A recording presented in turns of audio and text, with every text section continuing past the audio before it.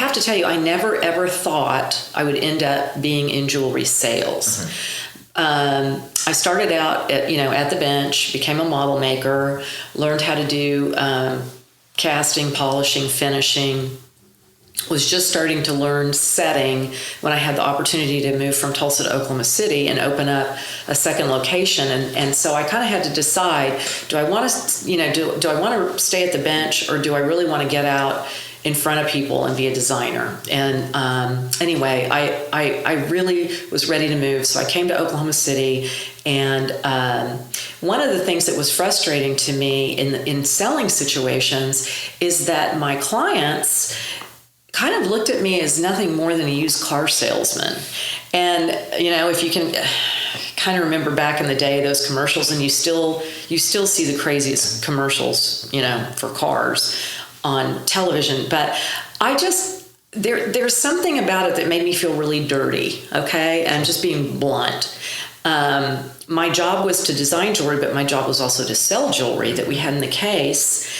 And I couldn't understand why sometimes I felt like people didn't trust me. Mm-hmm. And as my career progressed, it became really, really important for me to be trusted.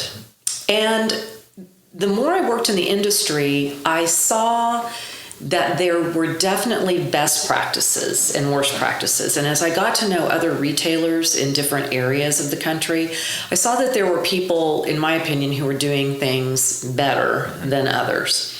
And I wanted to be one of those people. And so it's very important for me to be transparent in everything that we do. And that starts with our staff. And so my entire staff knows we have to be transparent with each other. Otherwise, we're not going to be transparent to our clients.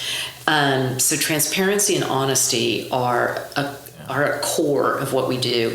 People come to us and they're trusting us because we do a lot of repair and we do a lot of refurbishment of pre-owned and antique pieces. And when you have someone who's coming in, and maybe what they have isn't that expensive, but maybe it's a fourth generation heirloom, right? And they're trusting us to take the best care of that.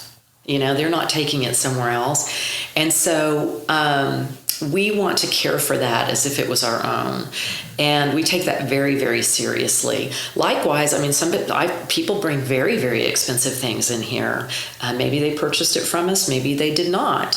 But they trust us to do the ring sizing or to make the necklace shorter. And it's our job to make sure that they understand every single thing we're going to do, why we're going to do it, why it's going to cost what it does.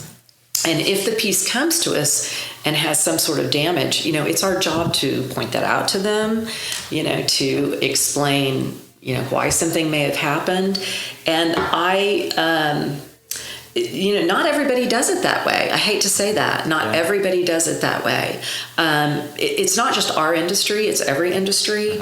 And it just makes me very angry. I remember a lady years ago came in to me.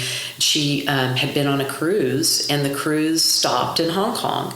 And the cruise ship took them to some jewelry store, and she bought what she thought was a really expensive, fabulous piece of jadeite.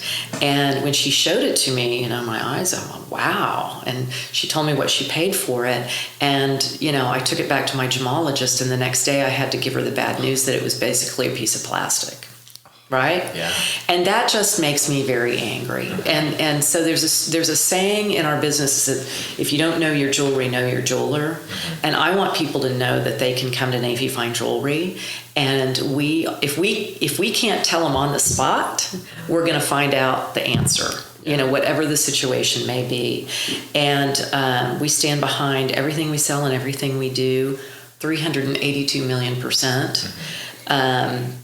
And it's just, I don't ever want someone to say, oh, gee, I went to Naifeh Fine Jewelry and they sold me something that wasn't what they said they sold me, right, or XYZ. Mm-hmm. That's just not how we operate here.